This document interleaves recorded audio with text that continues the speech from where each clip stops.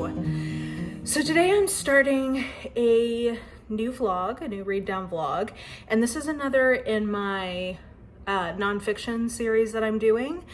So this one's title is It's Political. So this is all political theory. I tried to keep this to theory and analysis rather than like specifically praxis or issues type books.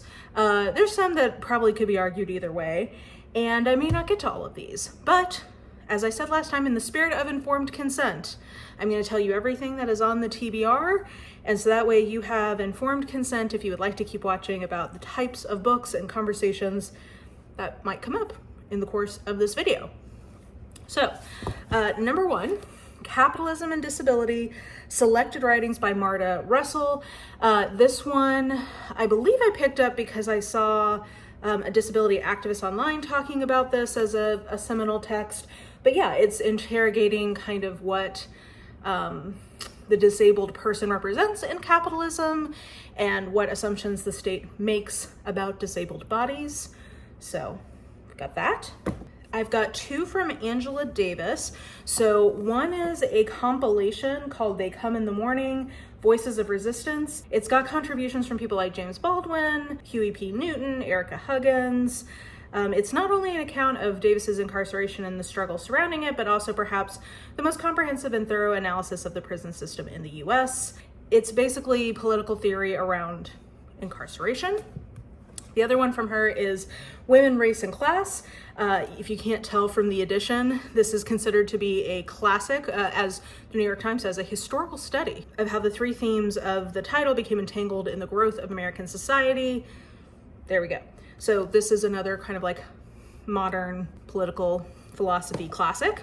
Then another modern political philosophy classic by Andrea Dworkin is Right-Wing Women. This was written about 40 years ago, sort of at the advent of people like Phyllis Schlafly and evangelical women coming into republicanism under the Reagan umbrella.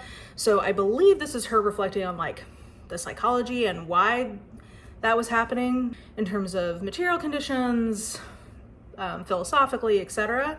I will say Andrea Dworkin, I've not read from before, but my understanding is that she is quite extreme. She's the only person that I've heard quotes from that actually might deserve the sort of moniker of a man-hater in terms of feminism. So we'll see how I get along with this one, but I am definitely curious about it, and especially it as sort of like a historical text in political philosophy, like as a benchmark in the 80s. I'm interested to see what she has to say. Okay. Then we got good old Frederick Engels, The Origin of the Family, Private Property, and the State. This is obviously Marx's bro in terms of socialist philosophy. And I've never read anything from just him, so I'm intrigued by this. I've heard this referenced as, well, actually, I'll also mention Social Reproduction Theory, Remapping Class, Recentering Oppression, which is a collection of essays, but just like the relationship between women's bodies as locuses of political action vis-a-vis them having or not having children and the kinds of children they do and don't have. Like, I've heard these could be a good pairing, so we got both of those. And then last, but certainly not least, we have Culture and Imperialism by Edward Said. This probably is riding the line between literary philosophy or like literary textual analysis and political analysis, but I'm going to include it in this bucket because I think this is very relevant for our current moment, and it's sort of tracing how the East is portrayed in culture in the West, and what are the political motivations for doing that. So I don't know if I'm gonna get to all, 7 books? That's a lot of very dense reading, but I have about a month until I'm planning on posting this. So we'll just see how far I get, how many of these I get to. And if I don't get to some of them, I have good reading for later. So no loss there. I should say I decided to film the intro today because I was at Planned Parenthood's Advocacy Day today, which is very invigorating. I definitely recommend, if you have opportunities, to go join whatever special interest group you are passionate about. It is very invigorating to go with them and talk to lawmakers directly and make yourself heard directly. And also just getting to take a tour and kind of get more familiar with where things are. It was a great day. So yeah, I thought, what better day than today to start this vlog? All right, since I recorded that intro, I have had a little flare, and I'm currently not loving being on camera because my face is puffy and reactive. So I thought I would just record this clip because I just finished the first book, which is Capitalism Disability, which is a collection of essays by Marta Russell. And then Keith Rosenthal was the one who did the editing and the selection. And it was a really interesting book. I guess I just realized it's appropriate that I'm talking about capitalism and disability while I am currently having a flare from my autoimmune disease, which puts me in the disabled category. Yeah, but it's an interesting and thought-provoking book. I think it is something that probably it would be worthwhile seeking out an essay by Marta Russell if you are interested in this kind of discourse, but particularly if you are disabled, if you are in the life of somebody who's disabled, or if you have an awareness that pretty much everyone, if you live long enough, if you're blessed to live long enough, will become disabled. I definitely think she's worth reading. The introduction essay is called Capitalism and the Disability Rights Movement by Marta Russell with Ravi Malhotra. And I'd say if I was going to recommend a single essay, that probably would be the one, because I do think it gives kind of an overview to the ideas that are being played with in this book. I will say that I don't know that her writing is particularly beautiful or notable. It's a little dry, I think, for the most part. So if you're looking for really nonfiction or essays that are well written in and of itself, I don't know that that's what this is, but the ideas are very well articulated. They're very dense essays. She packs a lot into a single essay, and it covers a really wide variety of topics, everything from incarceration and disability to this idea of quote unquote handy capitalism, where disabled people are transformed into a consumer group. But anyway, I should start by just telling you, so it's basically interrogating what is the relationship between capitalism and the concept of disability. So I'll read you a little bit from this just to give you kind of a sense of her argument. In contrast, we take the view that disability is a socially created category derived from labor relations, a product of the exploitative economic structures of capitalist society, one which creates and then oppresses the so-called disabled body as one of the conditions that allows the capitalist class to accumulate wealth. Seen in this light, disability is an aspect of the central contradiction of capitalism, and disability politics that do not accept this are, at best, fundamentally flawed strategies of reform, or, worse, forms of ideology that prevent this from being seen. The primary oppression of the disabled person is their exclusion from exploitation as wage laborers. And then they talk a little bit about kind of the history of this disabled body vis-a-vis work in a pre-capitalist society. And then it says industrial capitalism thus created not only a class of proletarians, but also a new class of disabled who did not conform to the standard worker's body and whose labor power was effectively erased, excluded from paid work.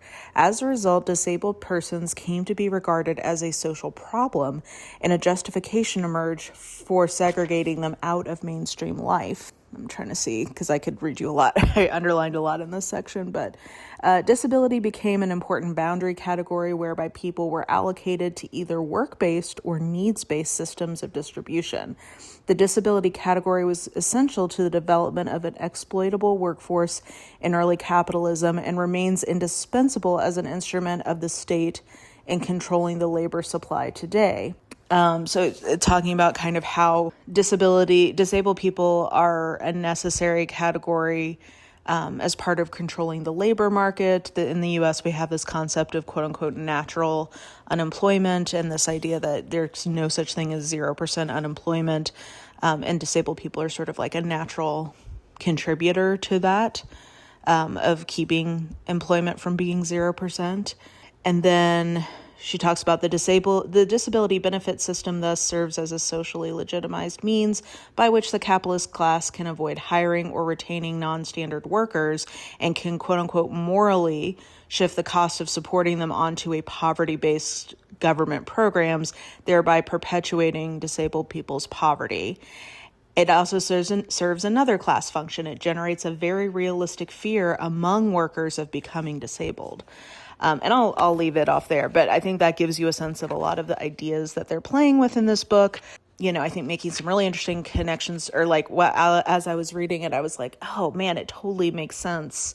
I was thinking about the rise of kind of wellness culture in the last, it's always been a part of it, but particularly there's been a huge bump of that, at least here in the US in the last, I'd say 10 years, which I think really tightly correlates to the rise of fascism, in a few different ways, but one of them being with the economy and the labor market decidedly swinging away from workers, except for periods during the pandemic. With the rise of that, the fear of becoming disabled rises, because if you can't be a part of if you don't have a body that can work, you're even more screwed than normal. So it totally makes sense that people would be more invested in not becoming disabled or being perceived as disabled because of just the tightening labor market and economic insecurity that goes along with that. So anyway, a thought-provoking book. I'm going to give it 4 stars for me. I don't know that everybody would love this, but I do really encourage, if this is a topic that's of interest to you to seek out an essay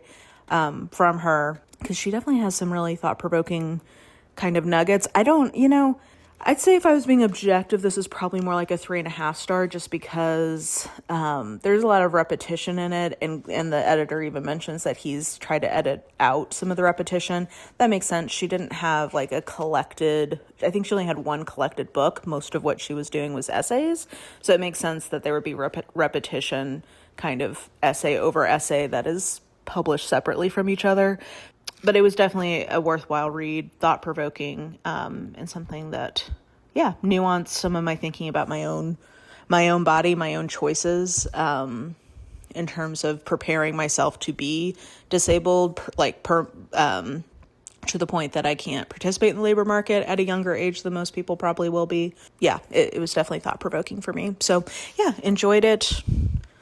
And like I said at the beginning, kind of interesting the timing that I was happening to read this in as an example of potentially what the future may hold for me, and in the face of no social safety net and a economic order that either sees you as able to work or not able to work, and that is your value.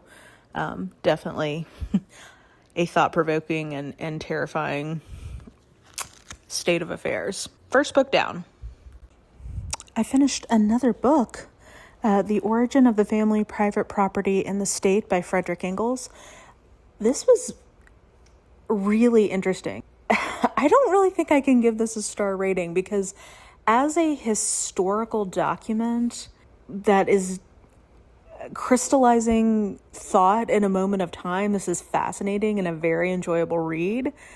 But given that most of it is anthropological in its argumentation, and that even just my scant knowledge of the things he's talking about makes me know that anthropology and history is largely incorrect. The content of it in some ways would be a 1 star, because it's just profoundly outdated. It's 200 years behind the ongoing research and history that scholars have done. So in that sense, it doesn't hold up, but it is a very interesting set of argumentation. Basically, so it has an introduction. I would say that if you're interested in this book, probably reading the introduction will give you the main meat of the interesting ideas in it. And that would probably be enough. I think I've said that about at least one other book in this. But I'll say that even the introduction, I think, is out of date at this point. I was like, this feels like outdated argumentation, and I looked and saw it was from 2010. basically, I think that this is like a fascinating book in light of conversations we have been having in popular culture, at least in America, around the rise of like the child-free woman, the kind of backlash to a lot of, millennials and maybe like older Gen Z saw in our moms, where like our moms tried to have it all, and that like often was kind of a lie. And so I think there's this interesting kind of divergence that we're seeing now, where there is a return of the trad wife kind of glorification, and then also this rise of child-free women. I think I saw a stat the other day that there's now more women who don't have children than do in the age cohort between, I think, 25 and 39, which is like the first time in history that's been true. And I think talking about that in relation to economics is an extremely salient thing to do. So in that sense, this book is like more relevant than it's ever been, because that is he's basically trying to use anthropology and history to show this sort of like pre-monetary economic system utopia where there was no monogamous marriage, or monogamous marriage as he calls it, trying to show that like essentially the production of children is a kind of labor production that women are asked to engage in by a community, by a society, and that it should be treated as an economic production, and that as the rise of the patriarchal family was introduced, it was essentially mirroring the domination of capital over the worker, men over women, and like men controlling the means of production quite literally in terms of human production. So it's a very interesting thought experiment, and I think especially for its time, very transgressive.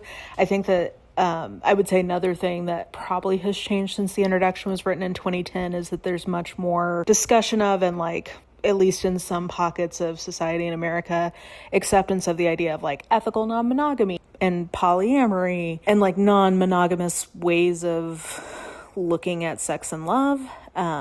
So I think it has some interesting things to say about that. I do, though, appreciate that the introduction provides some context that I'm glad I had reading through the book, which is that like Ingalls definitely did not live up to any of the stuff that he's like hypothesizing about. So in that sense, like the hypocrisy he's accusing the Victorian, bourgeois milieu that he's critiquing, like he also is being profoundly hypocritical in terms of these ideas versus how he lived. But I do think that this was I didn't honestly, once I realized how bad the anthropology was, I didn't read this super detailedly, because it's like the specifics of this kind of are nonsense. But the argumentation, I think, is interesting and definitely thought-provoking. And I do think it's I'm glad to have read this. I haven't started social reproduction theory yet. And I've also not read the Angela Davis Women, Race, and Class book yet. So I'm glad I actually started with this as sort of like the historical like origin, or like a starting point of some of that thought. Because it's very interesting. And like I was saying, I think increasingly a very relevant line of thinking about how to conceptualize construction of gender in relation to economics and in terms of politics. So yeah, kind of nonsense. I'm not going to rate it, because I think it's mostly just interesting like as a historical document unto itself, rather than for its actual content or correctness or basis in fact. It's more just a super interesting window into this moment of time in history and thinking about how it connects to our moment in history. I'm checking in about If They Come in the Morning, Voices of Resistance, because I've just been reading it kind of one essay or letter or whatever at a time, and I'm about halfway through. It's a collection, so there's definitely some of the different writing styles that I vibe with more. It includes the GOAT, James Baldwin. So like, obviously, I'm not going to hold everyone to the same standard as the writing of James Baldwin. But it's a really fascinating document. It seems like it was compiled in 1971. So like very similar time frame to Democracy and Disobedience, or Disobedience and Democracy by Howard Zinn, which I read earlier this year and was absolutely obsessed with. Similar kind of moment. And it's very interesting, some of the things that they're talking about in terms of how it relates to our current moment. The late 60s, early 70s. It's just, yeah, I think it's a good analog to our current moment. So, yeah, it's good to hear from folks thinking about the same ideas and wrestling with some of the same structural challenges that we have in the U.S. when it comes to dealing with fascist tendencies. So yeah, I'm really enjoying it. I guess I'm trying to think if I have any like overall takeaways. Like each letter or each little excerpt, I get something different out of. I do find it really interesting, and I mean, I know this about Angela Davis, but like her tying what is going on in that moment back to prison abolition is very interesting. And like, I think I'm learning more and more about why she connects some of these ideas back to prison abolition. I'm still trying to like wrap my arms around her kind of like broader network of conceptualization of freedom. Like the whole freedom is a constant struggle. I read that a few years ago. I loved it. And in that she's connecting, the abolition of the prison system with like the liberation of Black and brown folks here in the U.S. to the autonomy of Palestine. Yeah, like I think this idea of like the interconnectedness of freedom and the fact that freedom is something that has to be cultivated, that seems to be kind of an overarching frame for her thought. And I think that's something I really resonate with. Some of the specific things, yeah, like I think I just don't know enough yet to know if I agree or disagree with her. But I think that kind of overall thought process is something that really resonates with me. That's probably because I come from a Christian grounding in terms of like my moral and philosophical cultivation, and this idea of like the first shall be last, the last shall be first, the least among these, like all of that resonates with me. So this idea of sort of like no one's free until we're all free kind of a thing does have resonance to me, and that might be why I'm connecting with that. But anyway, I don't know if any of that made sense, but I am making progress on that, so I wanted to pop in with that before I got to the end, because it is such an eclectic bunch of writing that I didn't want to lose where I am with it, at least as of about halfway through, which is enjoying more variety in some of the impact and quality of the different authors. But yeah, again, another fascinating historical artifact, even beyond enjoying some of the like specific points that are being made.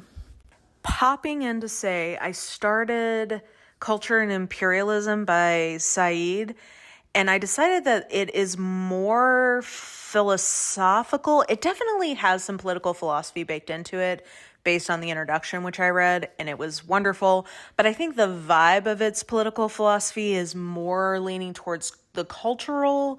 So I think I'm going to punt that to a different vlog / like maybe I'll just read that not in a vlog. Because I just don't think it quite fits in with the vibe of these other books that I've been reading. But I've definitely really enjoyed the introduction. And I am now trying to decide if I'm going to read Orientalism first, because it sounds like from the introduction that this book was a follow-up to it. So maybe I want to go get Orientalism and read that first. I don't know. TBD. But I'm going to take it out of this reading project. Okay, popping back in because I did finish If They Come in the Morning, Voices of Resistance, and it kind of veers off into interesting territory by the end. It really becomes about her court case. I will say this has definitely piqued my interest. I need to go look up details about exactly what happened in that situation, because I had heard about it, but I would say that the people who told me about it, I would not describe as at all sympathetic to her philosophical point of view, so I would be curious to read accounts of the trial. So I will probably look that up. But the back half of the book I think is less interesting, just in the sense of like it as political philosophy, because a lot of it is, you know, her statements about why she wants to represent herself, or statements from her co-defendants, or people writing like statements on her behalf, which, you know, has some value, I guess, for the like court TV side of me, because I do love watching criminal trial coverage. So in that sense, I found it interesting, but like as philosophy, less so. So I think it kind of tapers off for me in the back half of the book.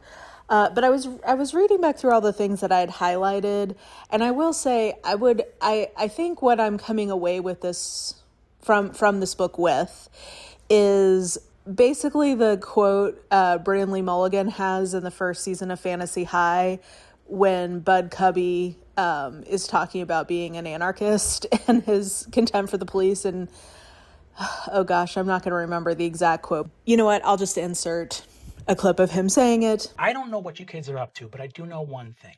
Laws are threats made by the dominant socioeconomic ethnic group in a given nation. It's just a promise of violence that's enacted, and police are basically an occupying army. You know what I mean? So that's, I think, basically the message of this book. And I do think I walk away with a little bit better understanding of why she is very focused on the prison aspect of revolutionary action.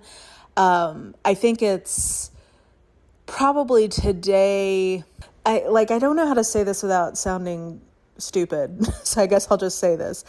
Basically, I think she's just focused on the prison half of the rise of the ACAB sentiments in the last decade. So it's talking about policing really as an act of fascist aggression. And I think she doesn't really talk about policing very much. She talks more about the juridical and imprisonment component of the police state. And I guess I feel kind of stupid for not realizing that that's what she's getting at, but I think that's basically what she's getting at. Is it's a critique of the police state. Like the reasons, I guess the reason I hadn't really thought or made that connection for myself is that she always seems very focused specifically on prison abolition, which I guess I don't necessarily think of as a critique of the police state in and of itself, but I think that's ultimately what it gets back to for her. So I can vibe with that. Yeah, lots of good, reading back through all these quotes, I'm sitting here flipping through lots of good little nuggets. I would say if I were going to recommend one thing from this, that's hard. She's got a couple of really good essays. I think pretty much all of her essays in here I would recommend. Maybe less so the letters. The only letter I would say that I definitely think is worth seeking out is the letter from James Baldwin to her. Unsurprisingly, because it's freaking James Baldwin, it has just some beautiful turns of phrase. And I think he's reflecting on the differences between his experience versus hers in terms of their generational differences, which I thought was interesting. So I'd say that was worth seeking out in terms of the letters. But yeah, I thought this was an engaging read, and I'm glad I read it. I think it has some interesting, it's interesting on a few different levels. It's an interesting piece of history in and of itself. It's got some interesting ideas in it. I think it's got some interesting, court stuff. If you were like me and enjoy reading kind of court and legal documents, there's some interesting stuff from that angle. So yeah, I don't know what I was expecting. I picked it up kind of on a whim when I was in a bookshop in Vermont. Whatever expectations I had, I feel like were satisfied because it was an interesting read. Okay, so I finished Right Wing Women by Andrea Dworkin, which, what a fascinating book. It is incredibly prescient in some ways, and then also so of its time in others. I definitely want to read more about Andrea Dworkin. I think that this book definitely challenged some of my ideas or my preconceptions about her that might have been a little caricatured. And actually the foreword mentions in particular that apparently that's very common. and that some of the things that she's like kind of known to have thought she didn't exactly believe. Like I was under the impression that she was like pretty much a misandrist, but this kind of, pushes back against that. I knew that she was against like pornography and thinking that all sex is rape, but apparently that's like not really what she was arguing. Like that's a mischaracterization of her argument. So I'm definitely interested to like read more from her. She has a very specific writing style. It's very repetitious.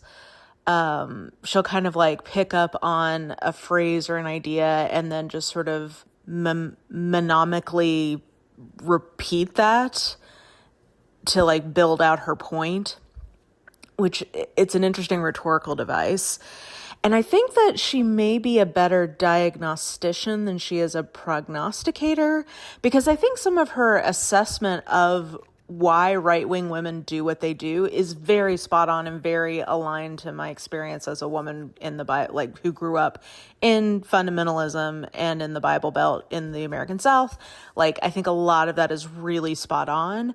She basically is saying that right-wing women look at the state of where women fall in a world where we have like violent male supremacy is the foundation of a lot of our society, and they look at that and they do not put their bet with other women who they see as powerless. They want to put their bet with men who have the power.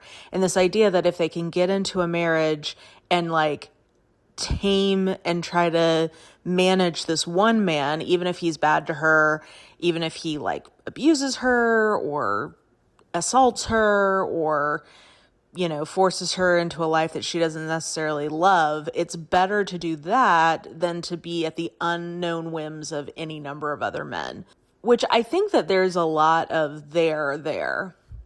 I do think that right-wing women have a not incorrect assessment of the world in terms of like historically men have had all of the structural power, and there was a way for women to get protection from that power in a certain constructed role.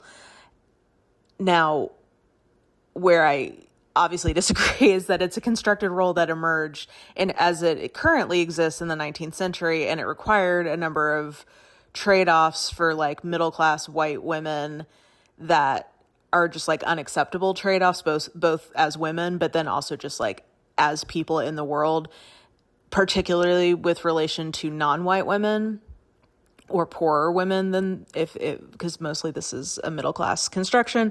So like, but all that to say, I think that a lot of what she's saying about the why right-wing women make the calculations they do, I think she's pretty spot on. Let me see if I can find the end.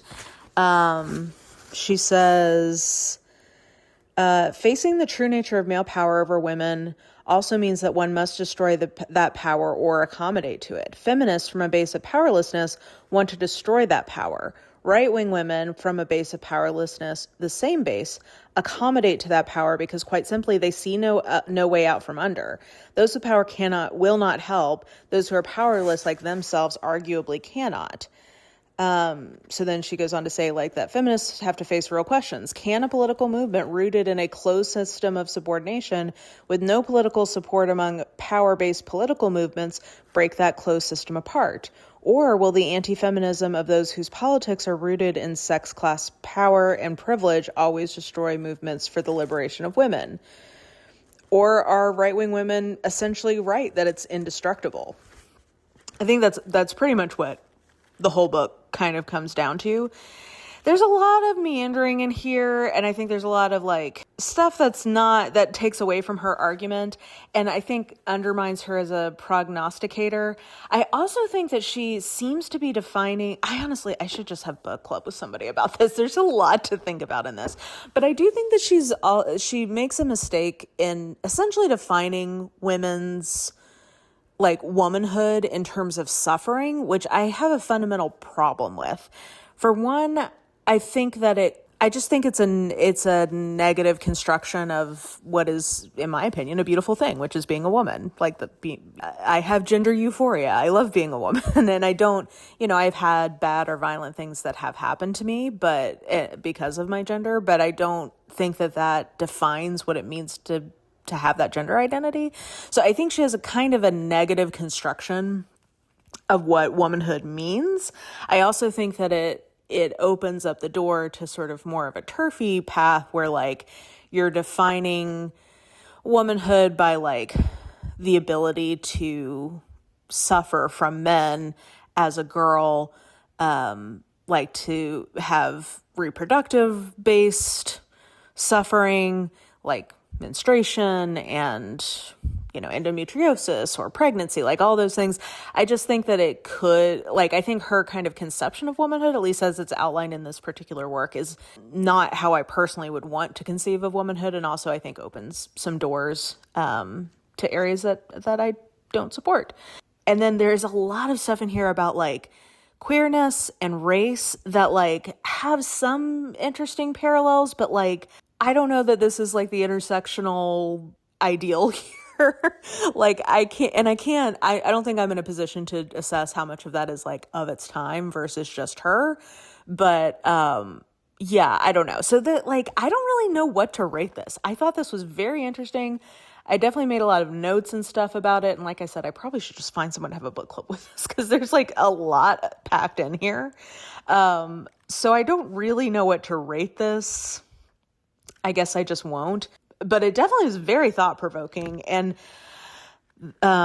definitely the foreword mentions this. I think with the rise of Trump, and honestly with the Epstein files of it all, I think that this is an extremely, it definitely has some extremely prescient diagnostics in it of like, and you know what, maybe that's the right way to think about her. I think the right way to think about her is maybe as like a good Cassandra of the worst imagining of a society defined by male supremacy. I think she's overgeneralizing that all men behave in the worst way possible. And I don't know that that's actually what she believed or was arguing, but that definitely is the impression that her rhetoric gives you. And I think that's a misstatement, but I think she correctly diagnoses that there are some men, and particularly some men in power, who will inevitably take male supremacy to its logical conclusion, to the peril of the women around them, and then in, Trump and the Epstein stuff, to the world, like to the peril of the world.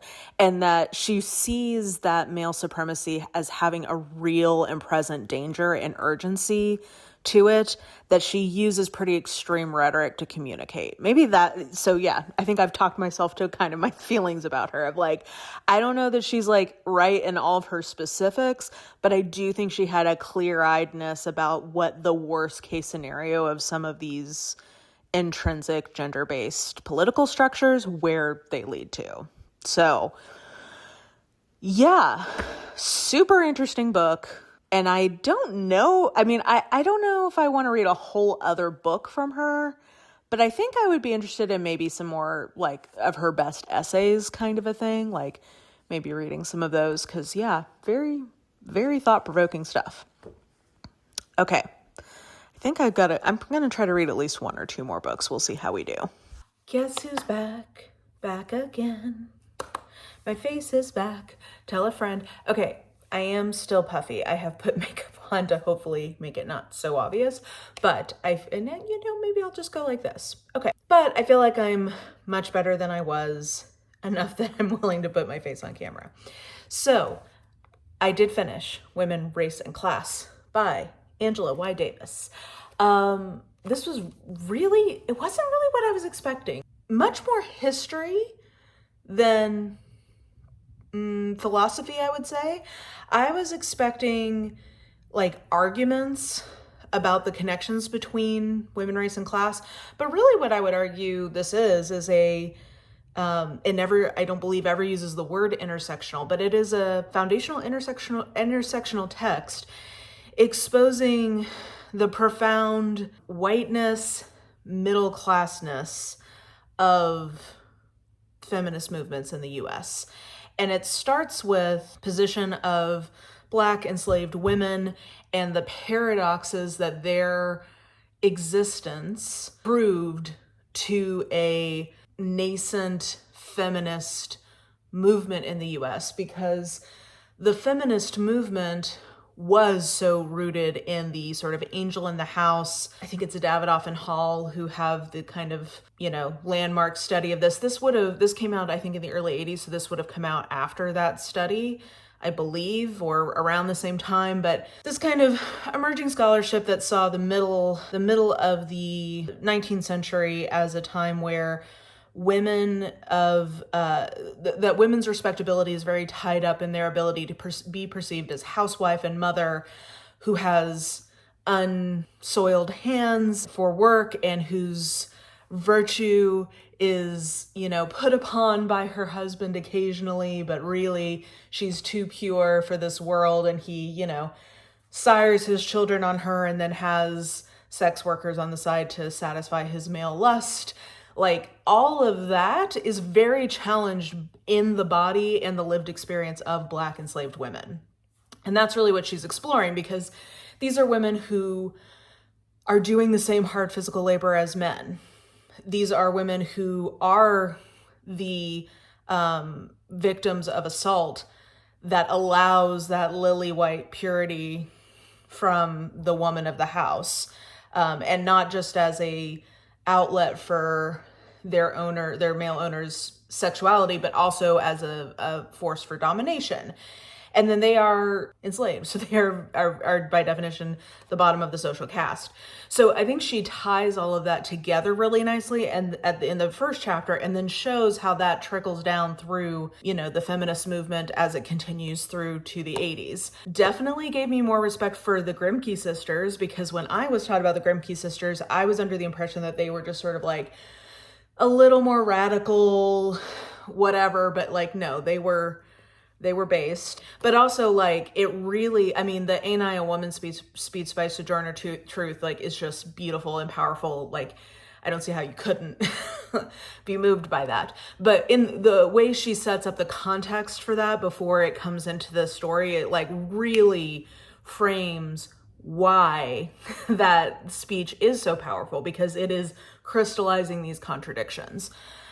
She also, I think, does a really good job of tying the need for that angel of the house model because of the rise of industrialization and how that relegated the productive work that women have been always doing, that housekeeping and making house and raising children is real work, okay? But when a lot of that gets mechanized and moved into an industrial context, it has to be defeminized, and femininity has to find kind of a new locus to be expressed. So I thought this was really helpful in making a lot of connections. I would say that it's not as rhetorically powerful as some of the other things I've read from her. It reads much more sort of like a dry history, but it's history I'm very interested in. It's history I did some work with in university, and it's interesting seeing her come to a lot of the same conclusions about this time period from her kind of like leftist political perspective that the evangelical historians that I worked with at the time also came to, but for different reasons. So I just thought that was interesting. Yeah, I would say if I had a critique of this, it kind of drops off after suffrage is passed and doesn't really pick back up until the 60s. So I would have really loved to see a little more discussion about kind of the war period, like the interwar and post-World War II era, and talking about maybe like this kind of women going into the workforce and then coming back into the home, how that plays into the experience of Black women in that period. I would have enjoyed that, and I just don't think that was the focus. But it kind of picks back up in the 60s with the rise of birth control and, equal rights amendment stuff, and has interesting things to say. So all that to say, the ideas in this are 5-star. I would say as a book, I'd probably give it a 4, just because it's not her strongest rhetorically or like writing wise. And like I said, I do think it's missing as a history. It's missing a little bit of a connection that I would have enjoyed. But but highly recommend. Very glad I read this. It also does have some direct conversation with The Origin of the Family, which I read earlier in this vlog by Ingalls. So I'm glad that I read that first, because this, directly speaks to that in some places. Yeah, highly recommend. I guess maybe I give it like a 4.5. I mean, the ideas in this are amazing and really, thought-provoking, helpful. Yeah, I think just deepens my understanding of her as her thought. And also, she talks in this about the intrinsic value of productive labor and how that is like a strength of Black women in their activism in contrast to white women, because Black women never had the luxury of being de-labored with industrialization the way that white middle class women were. I thought that was a really interesting point, and also kind of told me a little bit more about how she conceptualizes labor and work. I don't know. This was just a very tough read in a lot of ways, because it's talking very frankly about the realities of what Black enslaved women experienced, both from within the context of the enslavement apparatus, but then also their treatment by people they were supposed to be in solidarity with. Unsurprisingly, Frederick Douglass comes out looking great in this, W.E.B. Du Bois, and then, Sojourner Truth. She goes through a number of really, just interesting people I hadn't heard of before, particularly, under the communism section, kind of talking about Black women in communism. She has basically little profiles of people. So that was definitely interesting. Yeah, all in all, this was definitely a worthwhile read. It's also not very long. It's 244 pages. And I think if you have received the standard American education narrative about feminism, this is definitely, or the development of how women got the right to vote, I think this is wonderful reading, because I think it really comes out a lot of the same events that you'll be familiar with in terms of Seneca Falls and the association with the abolitionist movement and all that, but it comes at it from a different angle that I think will deepen your understanding of that topic, and also just understanding of the period, thoughts about the period, all that good stuff. So yeah, highly recommend. Definitely glad I finally got to this one. I think I've only got one book left, so I'll see you when I've made some progress on it. Okay, I finished the last book, and I have to ice my face right now, so I figured I would chat with you guys while I iced my face. So I did finish Social Reproduction Theory, Remapping Class, Recentering Oppression. It's edited by Titi Bayachara, and then it has a variety of contributors to it. I will say, because it is a collection, so it's not a single author, oftentimes those, they may not be consistent in their quality or consistent in their interests. And I think that's the case here. There's definitely essays in this that I thought were stronger than others. But I will say, as an introduction to this concept, I really enjoyed this and got a lot out of it. So social reproduction theory, I think, so it's a continuation of Marx's thought, and he talks about social reproduction, but what he really is talking about is societal reproduction, at least how they define it, meaning how society as a whole continues. Social reproduction, they are bringing down more to the individual worker level. I think the question that they pose at some point in the introduction is okay, Marx's theory kind of presupposes that someone shows up to their job ready to produce, and it doesn't factor in any of the work that it took to get that person to that point. So how did they eat breakfast? How did they, have a uniform or something to wear?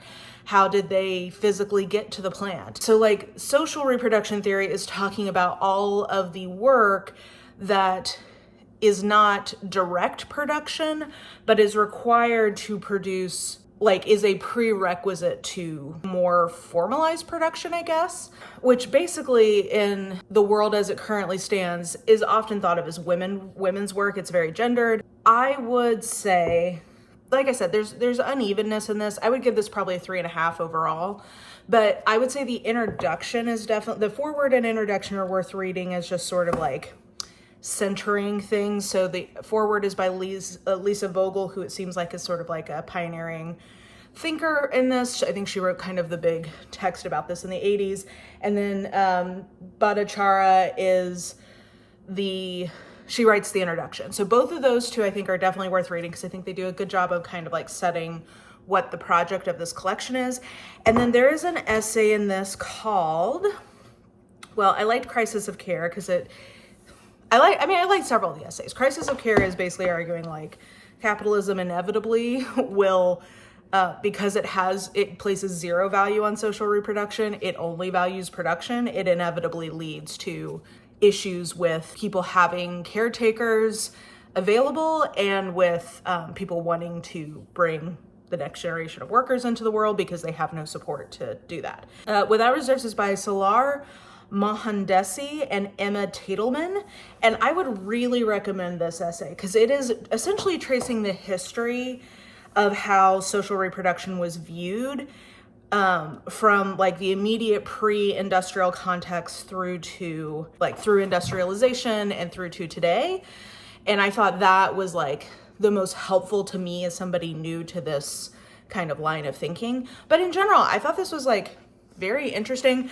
This was written in 2017, and I would love to read, and if anybody knows of an essay or like a collection about this, I would love to read what this kind of line of political philosophy has to say about the COVID crisis, because it proved a lot of what they were saying in this correct, of like how fragile capitalism makes all of the different people supporting social reproduction, and like the whole concept of essential workers during that time, like the reversion of women out of the labor force because of the deficit of caretakers. Like, I just think that a lot of the stuff they're saying in this kind of proved to be true during COVID. So I would love to read an update or like an essay about that. Maybe I'll have to look that up. But yeah, I think this did a good job of introducing me to this political philosophy or like mode of theorizing. I will also say it does also have a good critique of intersectionality as a coherent philosophy, which I think can trip people up sometimes when they kind of encounter academics in the wild talking about intersectionality as a dead end philosophically. And like, I think it does a good job of talking about that that intersectionality does get us important insights, but that it in and of itself is not necessarily a super coherent political philosophy.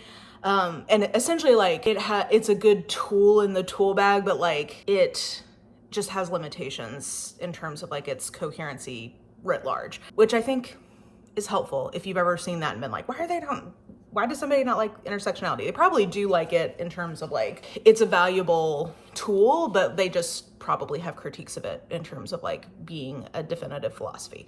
Anyway, so yeah, 3.5 stars. Like, there's some unevenness in the essays, but overall, I got a lot out of this. And I'm very glad that I read Origins of the Family and Women, Race, and Class before I read this, because I think they were good kind of like priming the pump for me before I read this.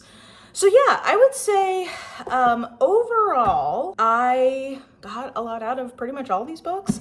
If I were going to recommend a book for you to read, it would be Women, Race, and Class by Angela Davis. If I were going to recommend a book that is like interesting and like, yeah, just something I can't imagine being written today, but like very thought-provoking, I would say The Right-Wing Women by Dworkin. It definitely challenged some of my preconceptions about her. She's I think I mentioned, she's a very particular rhetorical style, which can get a little grating, but interesting stuff for sure. I think that would make a very good like discussion book. Yeah, I enjoyed all, like, you know, I read stuff I agreed with, I read stuff I didn't agree with, but overall I feel like I came out of this a more, you know, rounded and nuanced thinker of political philosophy. I will say that in the course of me filming this, not only did I have my little flair issue, but the other thing of note that happened in terms of the context of politics is that basically the Supreme Court here in the US has gutted what was upholding the Voting Rights Act architecture, and immediately here in my home state of Tennessee, we have been gerrymandered and redistricted to eliminate the only blue district, and more notably, the only place where Black voters had a concentration of power to make their voice heard.